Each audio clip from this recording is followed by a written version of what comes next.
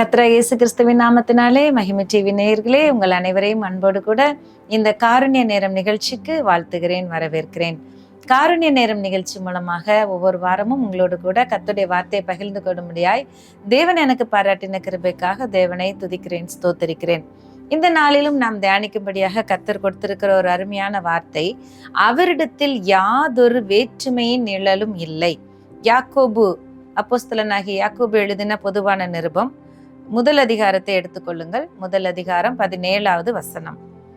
நன்மையான எந்த ஈவும் பூரணமான எந்த வரமும் வரத்திலிருந்து உண்டாகி ஜோதிகளின் பிதாவினிடத்திலிருந்து இறங்கி வருகிறது. அவரிடத்தில் யாதொரு மாறுதலும் யாதொரு வேற்றுமை நிழலும் இல்லை. மாறுதலும் இல்லை, வேற்றுமை நிழலும் இல்லை. எந்த விஷயத்துல? நன்மையான ஈவுகளை தேவன் கொடுக்கிறாருங்கிற விஷயத்துல எந்த மாற்று கருத்தும் இல்லை அப்படிங்கிறது தான் இந்த வசனத்தோட முக்கியத்துவம். நன்மையான எந்த ஈவும் பூரணமான எந்த வரமும் வரத்திலிருந்து உண்டாகி, எந்த வரமும் அப்படிங்கும்போது கிஃப்ட், நமக்கு தேவையான ஈவுகள், கிஃப்ட் எல்லாமே பரிசுகள், சரிதானா? எல்லாம் தேவனிடத்திலிருந்து இறங்கி வருகிறது. அப்ப தேவன் நன்மைக்கு காரணர். எல்லா நன்மையும் அவர் சிருஷ்டிப்பிலே பாருங்க, அவர் உண்டாக்கும் போதே இது நல்லது. முதல் நாள் வெளிச்சம் உண்டாக கடவுதுன்னு சொன்னார், அப்புறம் அது நல்லதுன்னு சொன்னார். அப்படி ஒவ்வொரு நாளும் 6 நாளைக்குள்ள வானத்தையும் பூமியும் சர்வ சேனையும் ஆணும் பெண்ணுமாக மனுஷரையும் சிருஷ்டித்து முடித்தார். எல்லாத்தையும் பார்த்துட்டு நல்லா இருக்கு, சூப்பர், குட் அப்படின்னு சொல்றார். அப்ப தேவன் கெட்டதுன்னு எதையும் படைக்கலல்ல, தீமைன்னு எதையும் இந்த உலகத்துக்குள்ள படைக்கலல்ல. தேவன் படைச்சது எல்லாம் நல்லதாக இருந்தது. மனுஷரையும் நல்லவங்களா தான் படைச்சார். வசனம் ஒரு இடத்துல எழுதப்பட்டிருக்கிறது, அவங்க தான் இந்த அநேக உபாய தந்திரங்களை தேடிக்கொண்டார்கள் என்று சொல்லி. மனுஷனையும் நல்லவனா தான் படைச்சார் ஆண்டவர். அப்ப தேவன் கிட்ட இருந்து தேவன் கிட்ட நல்லது மட்டும்தான் இருக்கு. அப்ப எப்படி நல்லதுதான் அவர்கிட்ட இருந்து வருதுன்னா, தீமை எங்க இருந்து வருகிறது? தீங்கு எங்க இருந்து வருகிறது? தீமை அல்லது பாவத்துக்கு தேவன் காரணரா, தேவன் தீமைக்கு காரணரா அப்படின்னு பார்க்கும்போது யாக்கோபு 1:13 சொல்லப்படுகிறது பாருங்க. சோதிக்கப்படுகிற எவனும் நான் தேவனால் சோதிக்கப்படுகிறேன் என்று சொல்லாதிருப்பானாக. தேவன் பொல்லாங்கினால் சோதிக்கப்படுகிறவர் அல்ல, ஒருவனையும் அவர் சோதிக்கிறவரும் அல்ல. அவனவன் தன் தன் சுய இச்சையினாலே இழுக்கப்பட்டு சிக்குண்டு சோதிக்கப்படுகிறான். அப்புறம் இச்சை என்ன செய்து கர்ப்பம் தரித்து பாவத்தை பிறப்பிக்குது. பாவம் பூரணமாகும் போது மரணத்தை பிறப்பிக்கிறது, அதுதான் சாபமாகிறது. அப்ப தேவன் நன்மையதான் செய்யறாரு. ஆனா மனுஷன் அவன் சுயத்தினாலதான், அவனவன் தன் தன் சுய இச்சையினாலே இழுக்கப்பட்டு சிக்குண்டு சோதிக்கப்படுகிறான். அப்ப தீமை எங்க இருந்து வருகிறது? அவரவருடைய இச்சையினால வருகிறது. முதல் பாவம் உலகத்துக்குள்ள அப்படிதான் வந்தது. புசிப்புக்கு இன்பமும் பார்வைக்கு இச்சிக்கப்படத்தக்கமா இருக்கிற அந்த கனியை பார்த்த உடனே ஏவாளுக்கு புசிக்கணும்னு ஒரு இச்சை, அந்த தூண்டுதல், அதை பத்தின ராங் இன்ஃபர்மேஷன் பிசாசு கொடுத்துக்கிட்டே இருக்கிறான். அப்ப பிசாசுக்காகவும் அவனுடைய தூதர்களுக்காகவும் ஆயத்தமாக்கப்பட்ட நரகம் தான் வேதத்துல எழுதப்பட்டிருக்கிறது. அப்ப தேவன் நமக்குன்னு படைக்கிறது எல்லாம் நன்மையானவைகள். நன்மையிலிருந்து நம்மை வழிவிலக செய்து தீமைக்குள்ள இழுத்துட்டு போறது அது பிசாசின் காரியமா இருக்கிறது. அதுல இழுக்கப்பட்டு சிக்கி கொண்டு கஷ்டப்படுறது மனுஷனுடைய காரியமா இருக்கிறது. இதுதான் பூமியில நடந்துட்டு இருக்கிறது. அப்ப தேவன் தீமைக்கு காரணர் அல்ல, நன்மையான இவுகளை மாத்திரம் தருகிறவர். சரி, அப்போ தேவன் நம்முடைய வாழ்க்கையில தேவன் எப்படி தேவன் நன்மையானதை எப்படி வெளிப்படுத்துகிறார்? அதான் ரோமர் 12வது அதிகாரம் 2வது வசனத்துல சொல்லப்பட்டிருக்கிறது. தேவனுடைய நன்மையும் பிரியமுமான சித்தம், நன்மையும் பிரியமான சித்தம் என்னதென்று பகுத்தறியத்தக்கதாக உங்கள் மனம் புதிதாகிறதுனாலே மறுரூபமாகுங்கள் என்று சொல்லி எழுதப்பட்டிருக்கிறது. அப்ப தேவனுடைய சித்தம்னு ஒண்ணு இருக்கு. அந்த சித்தமே எப்படியானதுன்னா நன்மையானது. நன்மையும் பிரியமும் பரிபூரணமான சித்தம் என்னது அப்படின்னு, அவருடைய சித்தம் நன்மையான சித்தம். நம்மை குறித்து தேவன் ஒவ்வொருவர் மேல நன்மையான காரியங்களை எழுதி இருக்கிறார், நல்ல வசனிப்புகளை எழுதி வைத்திருக்கிறார், விசேஷித்த காரியங்களை எழுதி வைத்திருக்கிறார், உயர்வான காரியங்களை எழுதி வைத்திருக்கிறார். உன் நினைவுகள் என் நினைவுகள் அல்ல, உன் வழிகள் என் வழிகளும் அல்ல. உன் நினைவுகளை பார்க்கல என் நினைவுகள், உன் வழிகளை பார்க்கல என் வழிகள், பூமிக்கு வானம் எப்படி உயரமா இருக்கிறதோ அப்படி அவ்வளவு உயர்ந்ததா இருக்கிறது. உன்னை குறித்து நான் மேன்மையான நினைவுகளை வைத்திருக்கிறேன் என்று சொல்லிதான் ஆண்டவருடைய வார்த்தை சொல்லுகிறது. அப்ப தேவனுடைய சித்தம் நம்மை குறித்து நன்மையானதா இருக்கும்போது நம்ம வாழ்க்கையில வருகிற கஷ்டங்கள், நம்ம வாழ்க்கையில வருகிற பாடுகள், போராட்டங்கள், இது நடைமுறை வாழ்க்கையில இருக்கிற கடினமான சூழ்நிலைகள், இதையெல்லாம் ஆராய்ந்து பார்க்கும்போது நம்ம எதை மிஸ் பண்றோம் அப்படின்னு ஒரு தடவை யோசிக்கலாமா? எங்க மிஸ் பண்ணிருக்கிறோம்? தேவனுடைய சித்தம் நம்மை குறித்து நன்மையானதா இருக்கிறது. அப்போ தேவனுடைய நன்மையான சித்தம் என்னதென்று நம்ம பகுத்து அறியணும் அப்படின்னு சொல்லப்பட்டிருக்கிறது. அப்ப கடினமான பாதைகள் வழியா போகிறது தேவனுடைய நன்மையான சித்தமா?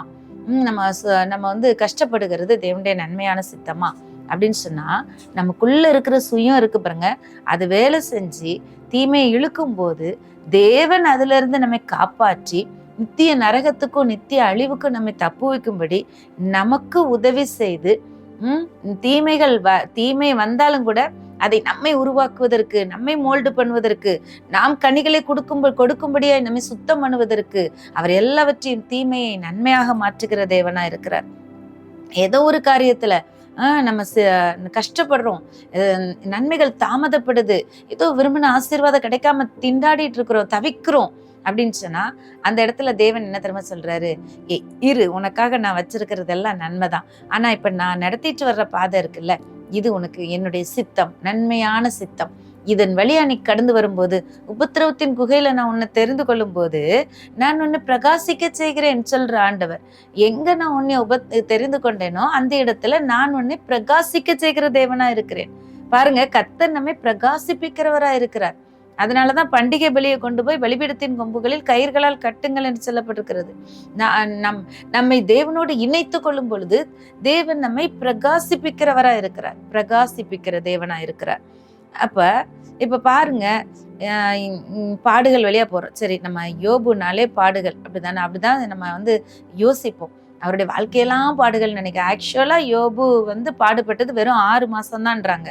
அந்த முதல் அதிகாரத்துல சாத்தான் பெர்மிஷன் கேட்டுட்டு சோதிச்சு அவருடைய எல்லா அவருடைய சொத்துக்கள், எல்லா மிருக ஜீவன்கள், எல்லா பிள்ளைகள், வீடு எல்லாவற்றையும் அழித்து போட்டு கடைசி அவன் ஜீவனை மாத்திரம் தப்ப விடுன்னு ஆண்டவர் சொல்றாரு.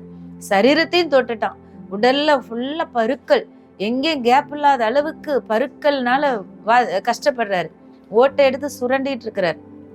எல்லாத்தையும் இழந்த நிலைமையில கடைசியில சுகத்தையும் இழந்த நிலைமையில யோபு இருக்கிற இந்த இவ்வளோ பீரியட் ஆஃப் டைம், இவ்வளோ காலங்கள் கூட வெறும் 6 மாசம்தாங்கிறாங்க. அந்த 6 மாசத்துக்குள்ள அவருடைய அவருடைய புடமிடப்படுகிற காலங்கள் எல்லாம் முடிவு பெற்று அவர் நெடுநாளா இருந்து மரித்தார்னு சொல்லிதான் எழுதப்பட்டிருக்கிறது. நெடுநாளா அவர் வாழ்ந்த வாழ்க்கை சந்தோஷமான வாழ்க்கை, பரிபூரணமான நன்மையான திருப்தியான வாழ்க்கை.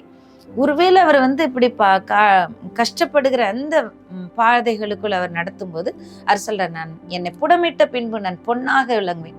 அப்போ பொன்னாக விளங்க வைக்கிறதுக்குன்னு ஆண்டவர் சிலரை செலக்ட் பண்ணியிருக்கிறாரு. அவங்கள புடமிடும் பொழுது அந்த பாதைகள் அப்படி இருந்தாலும் அது கொஞ்ச காலம். அப்ப அது அவங்க வாழ்க்கையில அது தேவனுடைய சித்தமா இருக்கிறது. கொஞ்ச காலம் புடமிடப்படுதல் அப்படிங்கிறது. புடம் போட்டுக்கிட்டேவா இருப்பாங்க எப்பொழுது ஒரு பொருளை. அது புடமிடுவாங்க, சரி பண்ணுவாங்க, சுத்திகரிப்பாங்க, உருவாக்குவாங்க, அழகா அதை டிஸ்பிளே பண்ணிடுவாங்க. அதுக்கப்புறம் அது என்னால் அது டிஸ்பிளேல இருக்கும், என்னால் அது வெளியரங்கமான மகிமையில இருக்கும். அது போலதான் நம்முடைய வாழ்க்கையில எப்பொழுது நம்ம பாடுகளுக்குள்ள இருக்க போறது இல்லை. அதுவும் தேவன் என்ன சொல்றது, அவன் இழுத்துக்கிட்டது அப்படிங்கறதுதான் வசனம் கிளியரா சொல்லுது. ஆதாம் ஏவாள் அப்படிதான் இழுத்துக்கிட்டாங்க. தேவன் எல்லாத்தையும் நல்லதா படைச்சாரு. அந்த ஜீவ விருட்சத்தின் கனியை வச்சுட்டு சாப்பிடாதன்னு சொன்னாரு, நல்ல கட்டளையை தான் சொன்னாரு. ஆனா அவங்கதான் அவங்களுக்கு தீமையை வருவித்து கொண்டாங்க. அவங்கதான் அந்த தீமை இச்சையானது கற்பந்தரித்து பாவத்தை பிறப்பிக்கும். பாவத்தை இழுத்து கொண்டாங்க. பாவம் பூரணமாகும் போது மரணத்தை பிறப்பிக்கும். தேவனை விட்டு பிரிந்து போகிற ஆவிக்குரிய மரணத்தை அடைஞ்சாங்க. அதுக்கப்புறம் அவங்க சரீர பிரகாரமாகவும் மரணத்திற்குள்ள போறாங்க. அப்போ தேவன் நம்மளை ஜீவனுக்குரியவர்களாய் தான் படைக்கிறார். அப்ப தேவனுடைய சித்தம் நன்மையானது. அப்போ உபாய தந்திரங்கள் அப்படிங்கிறது எங்க வருது? உபாய தந்திரங்களை தேடிக்கொள்றதுனால தானே நம்ம இச்சிக்கிறதையும் நம்ம விரும்புகிறதையும் மனசும் மாம்சமும் விரும்புகிறதெல்லாம் பேசணும், செய்யணும், சொல்லணும். இதெல்லாம் எங்க இருந்து வருது? இதெல்லாம் நம்முடைய மைண்ட் தவறான இன்ஃபர்மேஷன் நமக்குள்ள போகிறதுனால. அதனாலதான் சின்ன பிள்ளைகள்லயே ஆண்டவருடைய வார்த்தையினால, தேவன் கொடுக்கிற நன்மையான வசனங்கள் வார்த்தைகளினால சின்ன பிள்ளைகள் இருந்தே இருதயத்தை நிரப்பப்பட வேண்டியதும் பக்குவப்படுத்தப்பட வேண்டியதும் இருதயம் வசனத்தால் பலப்படுத்தப்பட வேண்டியதும் அவசியமா இருக்கிறது. எங்க நம்ம வார்த்தையை மிஸ் பண்ணோம் அதை தான் நம்ம யோசிக்கணும். எங்கிட்டாவது கஷ்டப்பட்டுட்டு இருக்கும்போது, இடிபாடுகள்ல இருக்கும்போது, நெருக்கங்கள்ல இருக்கும்போது, சஞ்சலங்கள்ல இருக்கும்போது உடனே நம்ம யோசிக்க வேண்டியது, நம்ம எங்க வார்த்தையை மிஸ் பண்ணோம், எங்க நம்ம தேவன் நல்லவர் ஆயிட்டே. அப்ப இது ஏன் சூழ்நிலை இப்படி இருக்குது? சூழ்நிலை இப்படி இருக்குதுன்னா தேவனும் நல்லவரா இருக்க, சூழ்நிலை இப்படி ஆப்போசிட்டா இருக்குன்னா நம்ம எங்க வார்த்தையை மிஸ் பண்ணோம், எங்க தேவ பிரசன்னத்தை மிஸ் பண்ணோம், எங்க தேவனுடைய கட்டளைகளை மிஸ் பண்ணோம் அப்படின்னு சொல்லி அதை ஆராய்ந்து பார்த்து அவருடைய சமூகத்தில் ஆராய்ந்து அவருடைய சமூகத்தில் அமர்ந்திருந்து நாம் கற்றுக்கொள்ள வேண்டியதா இருக்கிறது. நீங்கள் அமர்ந்திருந்து நானே தேவன் என்று அறிந்து கொள்ளுங்கள், பூமியிலே உயர்ந்திருப்பேன், ஜாதிகளுக்குள்ளே உயர்ந்திருப்பேன் என்று சொல்லி ஆண்டவர் சொல்லுகிறார். ஆகவே நாம் அவருடைய பாதத்தில் அமர்ந்திருக்கும் பொழுது நம்மால் கற்றுக்கொள்ள முடியும். நன்மையானதை தேவன் நமக்கு போதிக்கிறவரா இருக்கிறார். அவருடைய நல்ல ஆவியானவர் நமக்குள்ள இருந்து செமையான பாதையிலே நம்மை நடத்துகிறவரா இருக்கிறார். சில நேரம் நம்ம மனசு அப்படியே திருகும், அப்படி கோணலான வழிக்கு அப்படி போகலாம் போல நம்ம இழுக்க பார்க்கும் பாருங்க. அதுதான் பிசாசோடைய தந்திரம். அவன் செயல்படுவது முதல்ல நம்முடைய எண்ணங்கள்ல தான், ராங் இன்ஃபர்மேஷன்ல தான், தவறான சிந்தைகளை நமக்குள்ள போடுகிறதன் மூலமா தான் நம்ம தேவனுடைய வழியை விட்டு அப்படியே இழுக்க பார்ப்போம், தேவனுடைய பிரசன்ஸை விட்டு அப்படியே வெளியே கொண்டு வர பார்ப்பான். யார் யார் இந்த விஷயத்துல கவனமா இருந்து தேவனுடைய பிரசன்னத்தை விட்டு விலகாமல் நாம் அவருடைய சமூகத்துக்குள்ளே மறைத்து கொள்ளுகிறோமோ, நிச்சயமாகவே நம்முடைய வாழ்க்கை முழுவதும் நன்மை நிறைந்ததா இருக்கும். ஏதேன் தோட்டத்தின் செழிப்பான அனுபவங்கள் ஒவ்வொரு நாளும் நம்முடைய வாழ்க்கைக்குரியதா இருக்கும். இன்னைக்கு நீங்க இந்த இடத்துல இதை கேட்டுக்கொண்டு இருக்கிற ஒவ்வொருவரும் நீங்க யோசித்து பாருங்க, எங்க நம்ம நின்று கொண்டு இருக்கிறோம்? தேவனிடத்துல யாதொரு வேறுபாடு இல்லைன்னு தானே வசனம் சொல்ற. அவரிடத்துல யாதொரு மாறுதலும் இல்லை, யாதொரு வேற்றுமை நிழலும் இல்லை. இதுல எந்த வேற்றுமை நிழலும் இல்லை, வேற ஒரு நிழல் இல்லை. ஜோதிகளின் பிதாங்கிற வெளிச்சமானவர் அவர். ஜோதிகளின் பிதான் போட்டிருக்கு. ஜோதிகளின் பிதாவின் இடத்திலிருந்து இறங்கி வருகிறது. அவரிடத்துல வேற்றுமைங்கிற நிழல் இல்லை அப்படின்னு சொல்லி போடப்பட்டிருக்கிறது. அவருடைய வெளிச்சம் எல்லா இருளையும் தூர தள்ளுகிறதாகத்தான் இருக்கிறது. அப்படின்னா நம்ம ஆராய்ந்து பார்ப்போம், உட்காருவோம் தேவ சமூகத்துல.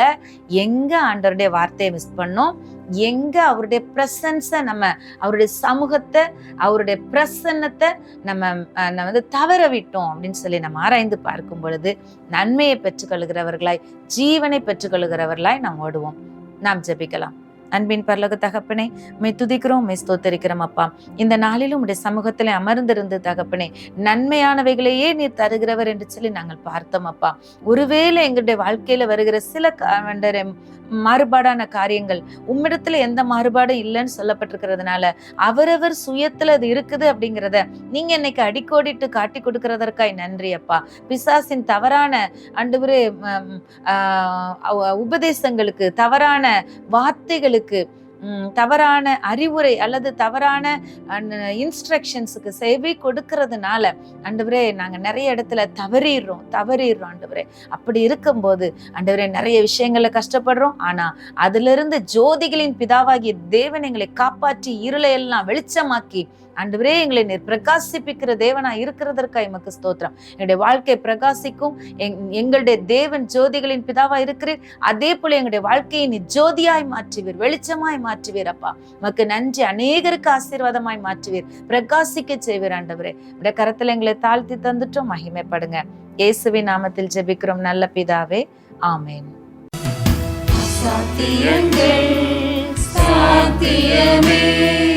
தேவாவுங்க வார்த்தையாலே அசாத்தியங்கள் சாத்தியமே.